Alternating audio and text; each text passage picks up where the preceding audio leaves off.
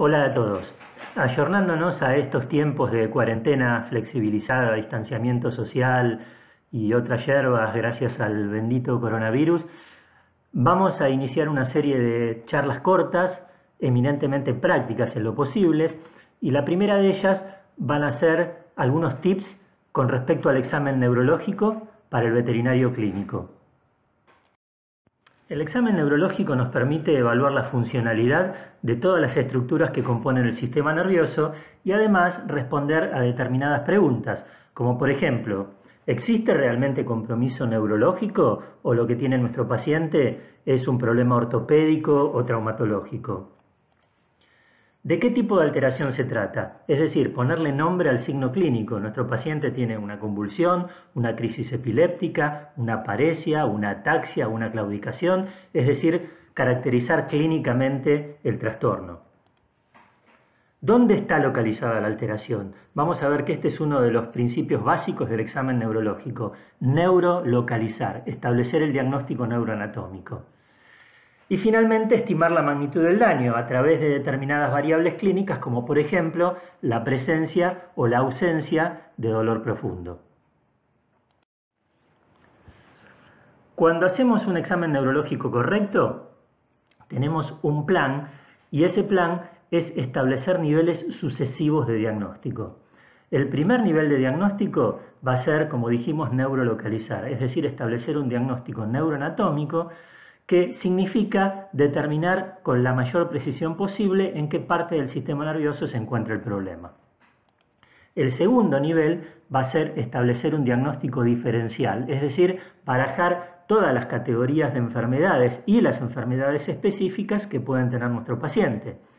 Y el tercer nivel, el más complicado y que desgraciadamente no siempre llegamos a establecerlo, es determinar el diagnóstico etiológico. ¿Cuál es la enfermedad específica que aqueja a nuestro paciente? Más allá de las maniobras específicas que constituyen el examen neurológico, cuando nosotros iniciamos el abordaje diagnóstico debemos cumplir una serie de pasos. Uno de ellos es establecer cuál es el motivo de la consulta y determinar a través de una correcta anamnesis cuál es el curso temporal del problema. Esto significa saber si se inició en forma aguda o fue insidioso y si el curso en el tiempo fue progresivo, regresivo o estático, porque estos van a ser datos valiosísimos al momento de categorizar el problema. Posteriormente hacemos la evaluación neurológica, que son todas las maniobras propias del examen neurológico en sí mismo. Como habíamos dicho antes, con un correcto examen neurológico deberíamos estar en condiciones de establecer un diagnóstico neuroanatómico, es decir, establecer en qué lugar preciso del sistema nervioso se presenta el problema. Posteriormente, y en base a los datos que obtuvimos a través de la anamnesis y cruzándolo con el diagnóstico neuroanatómico, haremos una correcta categorización y un listado lógico de enfermedades que pueden estar afectando a nuestro paciente, lo que constituye el diagnóstico diferencial. A partir de ese listado, elegiremos los métodos complementarios más sensibles y específicos y a partir de ellos elaboraremos un pronóstico e instauraremos un tratamiento adecuado. Bien, una vez dicho esto, vamos con los tips que prometimos al inicio. Generalmente se piensa en el examen neurológico como un proceso sumamente complicado y largo, cuando en realidad la evaluación neurológica insume una pequeña cantidad de tiempo adicional al examen físico general. Vamos a mostrarlo en un video, en un gato, que no es precisamente la especie más sencilla de revisar. El estado de conciencia, la marcha, la postura, la observamos mientras hacemos la anamnesis y dialogamos con el propietario. Ahí vemos cómo el animal se desplaza o interactúa con el entorno. Las maniobras posturales requieren maniobras, valga la redundancia, adicionales al examen clínico, pero normalmente con realizar el posicionamiento propioceptivo, la maniobra del salto y la acomodación táctil y visual es suficiente para determinar si hay un problema neurológico o no lo hay. El posicionamiento propioceptivo lo hacemos mientras palpamos la extremidad distal del miembro, doblamos los dedos, dejamos que el animal descargue el peso del cuerpo sobre el miembro evaluado y viendo cómo lo reposiciona en forma adecuada. Los reflejos también requieren maniobras adicionales al examen clínico general, pero como consigna podemos decir que si las maniobras posturales son normales, los reflejos generalmente también lo son. Como aproximación, con realizar el reflejo patelar, el reflejo flexor en los miembros pelvianos y en los miembros torácicos, el reflejo isquiático y el reflejo perineal, es suficiente para tener una idea de cómo está funcionando la médula, fundamentalmente en el sentido de cómo interactúa el sistema de motoneurona superior con el sistema de motoneurona inferior.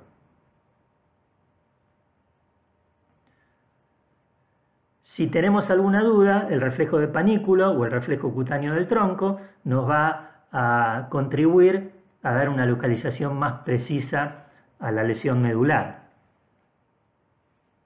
Una vez realizado esto, pasamos a examinar los nervios craneanos, que también a priori son una complicación terrible. Fíjense, cuando realizamos la revisación de los nervios craneanos, lo hacemos mirando la cara. Haciendo la respuesta de amenaza, evaluamos el nervio óptico, el facial y el cerebelo. Haciendo el reflejo palpebral en los cantos lateral y medial del ojo, evaluamos la rama sensitiva, el nervio trigémino, los nervios oftálmico y maxilar del trigémino y la respuesta motora dada por el nervio facial. A la vez que observamos los reflejos, también observamos la respuesta actitudinal, es decir, la respuesta consciente, que nos permite evaluar la percepción del dolor. Haciendo los movimientos de la cabeza hacia un lado y hacia el otro, y hacia arriba y hacia abajo, observamos los movimientos conjugados de los ojos que nos permiten evaluar los nervios que inervan los músculos extraoculares y el nervio vestíbulo coclear. La forma, tamaño y reactividad de las pupilas la evaluamos con una linterna o con un fundoscopio, y eso nos permite evaluar el sistema simpático y el sistema parasimpático. Aprovechamos para hacer fundoscopía, miramos la simetría de la cara, que nos permite evaluar nuevamente el facial, palpamos para evaluar tono y simetría de los músculos masticatorios, que nos permite evaluar el trigémino.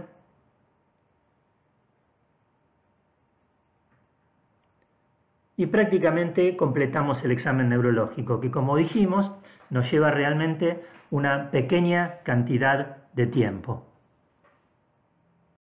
Ya vimos entonces que la revisación neurológica de un animal no es tan difícil ni larga de hacer y por lo tanto podemos afirmar que el examen neurológico deficiente o insuficiente y por lo tanto las observaciones erróneas que surgen a partir de él son las causas más comunes de errores en el diagnóstico, mucho más que las conclusiones falsas obtenidas a partir de datos suficientes y correctamente obtenidos a partir de un buen examen neurológico.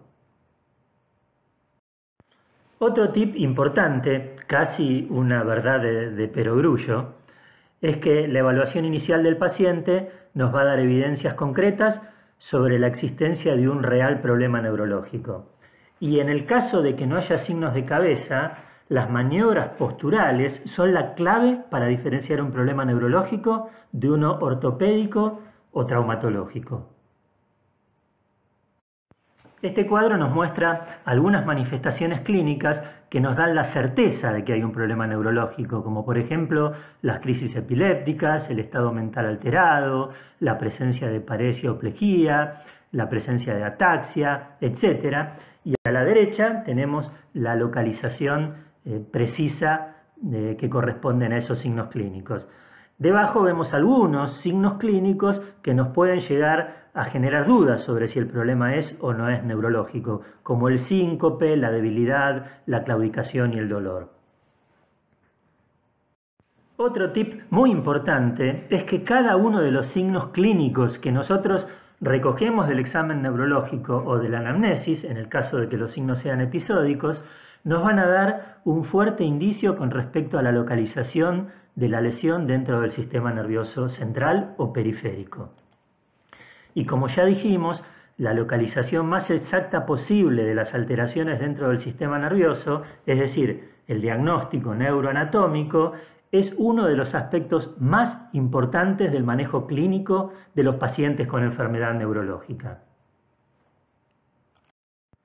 Algunos signos clínicos, como la deficiencia de propiocepción consciente o inconsciente, nos van a hablar de un problema neurológico con certeza, pero no tienen un valor localizador demasiado certero porque las deficiencias propioceptivas pueden originarse a partir de los trastornos de vías anatómicas que se inician en el nervio periférico y finalizan en el cerebro.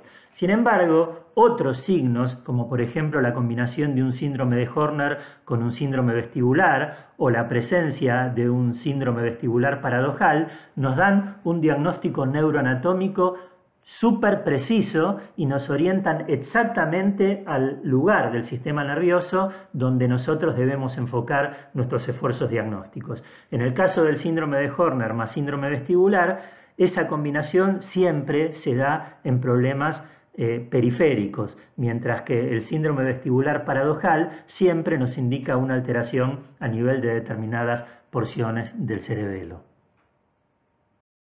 La importancia del diagnóstico neuroanatómico radica en que las enfermedades que involucran áreas anatómicas individuales y determinadas tienden a producir un conjunto de signos clínicos regionales que son característicos. Es decir, el sistema nervioso no se enferma por enfermedades, sino que se enferma por regiones. En este sentido, lo primero es determinar si nuestro paciente tiene signos clínicos que se encuentran por delante o por detrás del foramen magno. En el caso que los signos clínicos indiquen compromiso de la región que se encuentra por delante del foramen magno, ¿sí? Diremos que el animal tiene signos de cabeza. Y en ese caso deberemos determinar si los signos clínicos son supra o rostrotentoriales o infra o caudotentoriales. Los signos supratentoriales indican afección de los hemisferios cerebrales y los ventrículos, y los signos rostrotentoriales o infratentoriales pueden dar signos que corresponden al cerebelo, al tronco encefálico, al sistema vestibular central o a los nervios craneanos. En el caso que los signos se encuentren por detrás del foramen magno, deberemos determinar si son centrales, o sea, si los signos corresponden a alteración de la médula espinal, o si son periféricos, es decir, corresponden a trastornos de la unidad motora. Y en ese caso deberemos determinar si lo que está afectado es el plexo, el nervio periférico, la unión neuromuscular o el músculo propiamente dicho. Los signos que se originan por delante del foramen magno dijimos que podían dividirse en supra e infratentoriales. Lo que está por encima del tentorio, por rostral del tentorio, involucra los hemisferios cerebrales y las cisternas cerebrales rostrales, como habíamos dicho, fundamentalmente los ventrículos laterales y el tercer ventrículo, y van a dar una serie de signos clínicos característicos, como convulsiones, trastornos de comportamiento, ceguera central, etcétera, etcétera. Los signos infratentoriales afectan todo lo que corresponde al tronco encefálico, es decir, médula oblonga, puente, pedúnculos cerebelosos, cerebelo, y también van a dar signos clínicos característicos como síndrome vestibular, síndrome cerebeloso, posturas típicas, alteraciones de nervios craneanos y hemiparesias, plejías. Recuerden que todo lo que se encuentra por rostral de esta línea imaginaria que divide lo supratentorial de lo infratentorial provoca signos clínicos contralaterales a la lesión, mientras que todas las alteraciones infratentoriales provocan signos clínicos del mismo lado de donde se encuentra la lesión.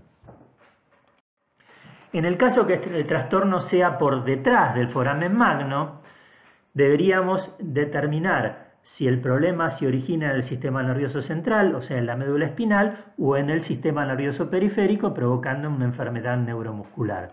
La enfermedad medular va a provocar los distintos síndromes regionales, cervical, cervicotorácico, toracolumbar, lumbar o caudal, con paresias, plejías, trastornos propioceptivos, posturas típicas como el síndrome de Schiff-Sherrington y de distintas alteraciones de los reflejos dependiendo de dónde se encuentre la afección. Mientras que los problemas neuromusculares van a dar una serie de signos clínicos consistentes en debilidad, ventroflexión cervical, intolerancia al ejercicio, regurgitación, disfonía, etc. Es decir, los listados de signos clínicos en general corresponden a afecciones de regiones determinadas. Muchas veces en el examen neurológico encontramos combinaciones de signos clínicos que indican compromisos de dos regiones o más simultáneamente, y eso corresponde a las enfermedades que dan signos multifocales, como por ejemplo, típicamente las enfermedades inflamatorias o las infecciosas. Decíamos al inicio de la presentación que la anamnesis, en el sentido de averiguar cómo se iniciaron las enfermedades y cómo progresaron en el tiempo, tenían un valor fundamental al momento de establecer el diagnóstico diferencial. De esto se trata categorizar, y este es un tip importantísimo para el clínico. La categorización consiste en el hecho que todas las enfermedades de la misma naturaleza poseen características similares. Es decir, categorizar implica establecer un orden de probabilidades considerando los tipos de patologías que tienen mayores posibilidades de ser las causantes de los signos clínicos que presenta nuestro paciente. A la derecha de esta diapositiva observamos el acrónimo Vitamin D, que son las siglas de todas las categorías de enfermedades que pueden afectar a nuestro paciente neurológico: vasculares, inflamatorias, infecciosas, traumáticas o tóxicas, anomalías congénitas, metabólicas, idiopáticas, neoplásicas o degenerativas. ¿Cuál es la importancia de categorizar estas enfermedades? Es que ellas tienen un inicio y progresión que son característicos.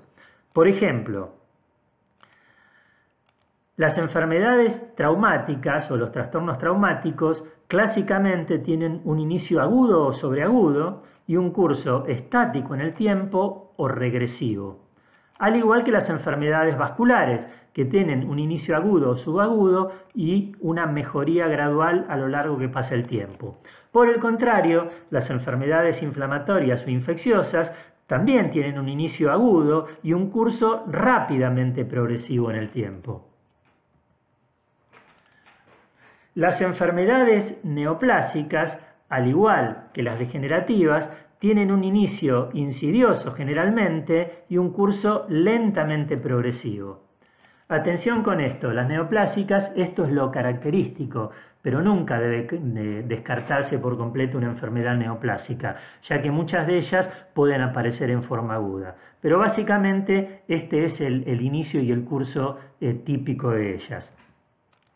Con respecto a las enfermedades metabólicas, el inicio y el curso característico es su ondulación, es decir, presentan signos clínicos que aparecen y desaparecen en forma espontánea independientemente del tratamiento que se le haga. De manera que averiguando sobre cómo se inició una enfermedad y cómo progresó en el tiempo, nosotros podemos ir descartando algunas categorías y quedándonos con otras. También podemos armar una tabla más completa desde el punto de vista conceptual que divide las enfermedades en agudas o crónicas. Las agudas pueden ser progresivas o no progresivas, mientras que las crónicas generalmente son progresivas. A su vez, las agudas progresivas pueden dar signos simétricos o asimétricos, mientras que las agudas no progresivas generalmente son asimétricas. Las crónicas progresivas, al igual que las agudas progresivas, pueden dar signos asimétricos o simétricos. Lo que queda es completar el cuerpo de la tabla teniendo en cuenta que las enfermedades agudas progresivas asimétricas pueden ser inflamatorias infecciosas, neoplásicas o degenerativas, haciendo la salvedad que en esta categoría muchos autores incluyen además la enfermedad de disco intervertebral. Las enfermedades agudas progresivas simétricas pueden ser inflamatorias infecciosas, metabólicas, neoplásicas o degenerativas. Las agudas no progresivas asimétricas pueden ser vasculares o traumáticas, y las crónicas progresivas asimétricas pueden ser inflamatorias, infecciosas, neoplásicas, degenerativas, mientras que las simétricas pueden ser inflamatorias, infecciosas, anomalías congénitas, metabólicas, neoplásicas o degenerativas. Este es un cuadro general que nos orienta hacia la categorización del trastorno que afecta a nuestro paciente. Un tip de fundamental importancia. ¿Qué hacemos una vez que revisamos a nuestro paciente y que hicimos una correcta anamnesis? Cruzamos los datos, es decir, combinando el diagnóstico neuroanatómico con las categorías de enfermedades posibles, obtenemos el diagnóstico diferencial. En este sentido, la localización precisa de la lesión dentro del sistema nervioso, es decir, el diagnóstico neuroanatómico, y la categorización de los procesos de enfermedad más probables son las claves para elaborar un listado de enfermedades específicas, es decir, hacer el diagnóstico diferencial.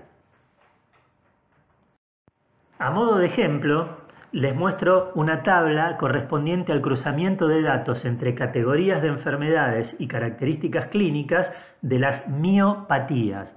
Tengan en cuenta que este tipo de tablas se pueden armar para las enfermedades supratentoriales, para las enfermedades infratentoriales, para las mielopatías, para las neuropatías y para las unionopatías. En este caso, porque es más pequeña y entra muy bien en la filmina, como diría nuestro presidente, tenemos la categorización, vasculares, inflamatorias, infecciosas, traumáticas, etc., contra las características clínicas, es decir, si son episódicas, si son no episódicas focales o si son no episódicas generalizadas, y en el interior, en el cuerpo de la tabla, tenemos cada una de las enfermedades específicas que corresponden a esas categorías.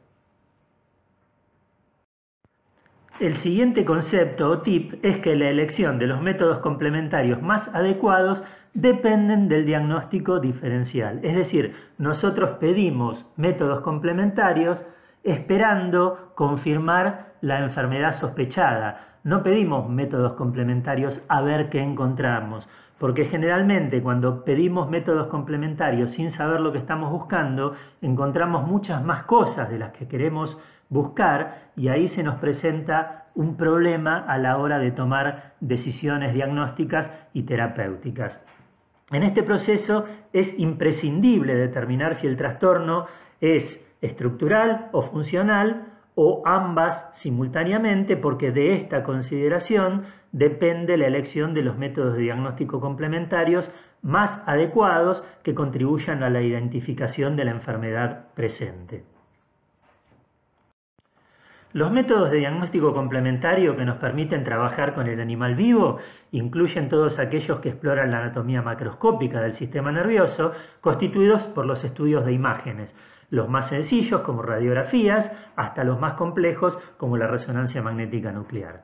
Los que exploran la anatomía microscópica del sistema nervioso, como el análisis de líquido cefalorraquídeo, los que exploran las propiedades funcionales del sistema nervioso, como el electrodiagnóstico en general, y otros como pruebas genéticas, biopsias e histopatología.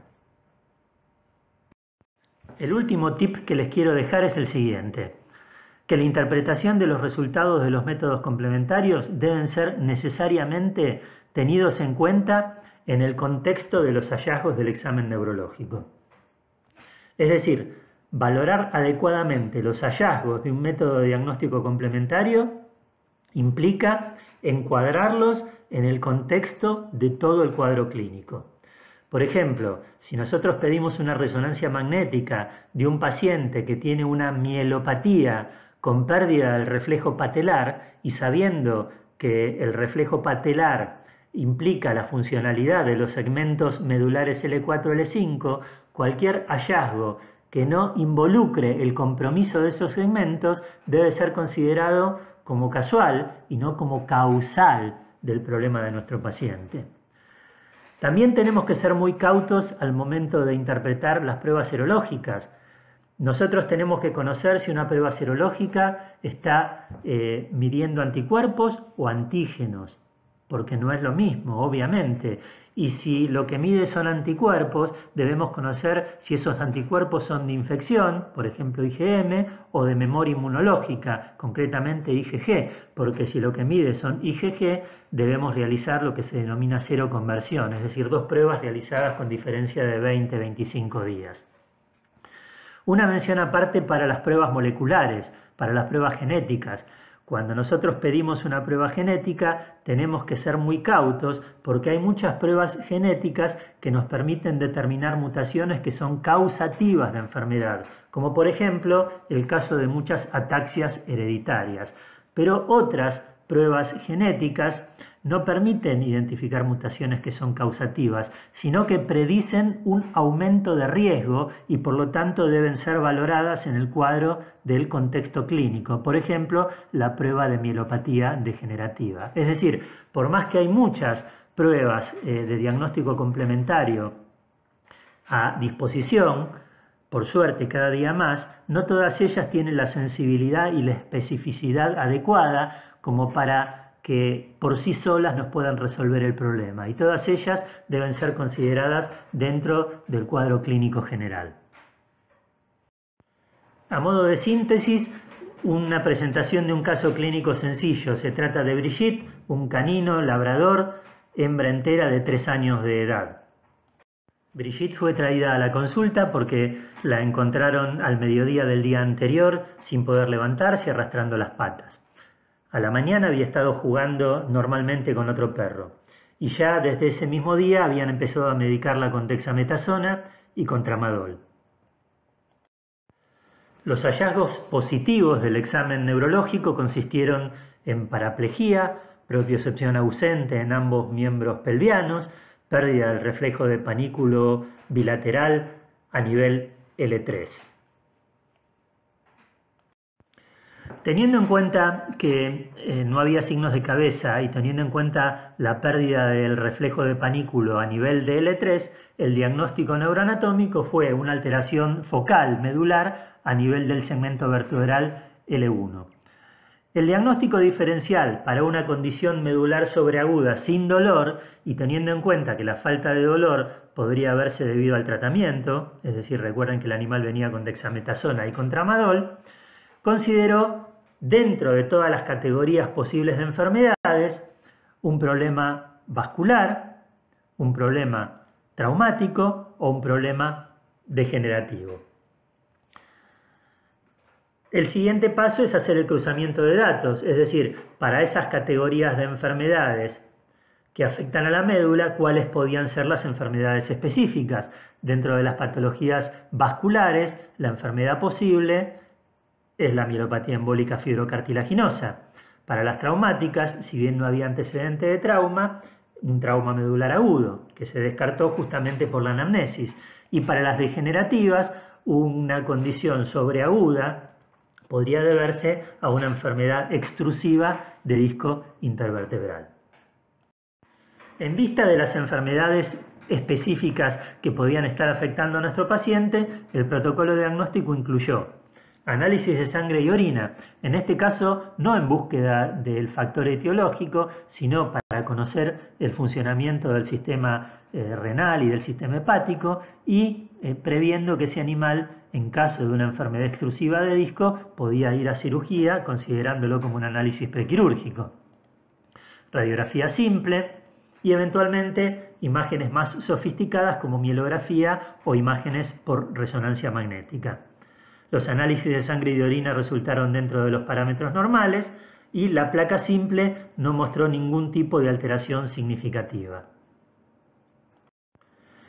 En base a la ausencia de hallazgos positivos en la radiografía simple, se determinó que el mejor método complementario eran las imágenes por resonancia magnética, y en ellas se observó esta lesión hiperintensa en la secuencia T2 sobre el cuerpo de L1, es decir, a nivel de donde se habría realizado el diagnóstico neuroanatómico. Y con esta imagen se estableció el diagnóstico etiológico, que consistió en una mielopatía embólica fibrocartilaginosa.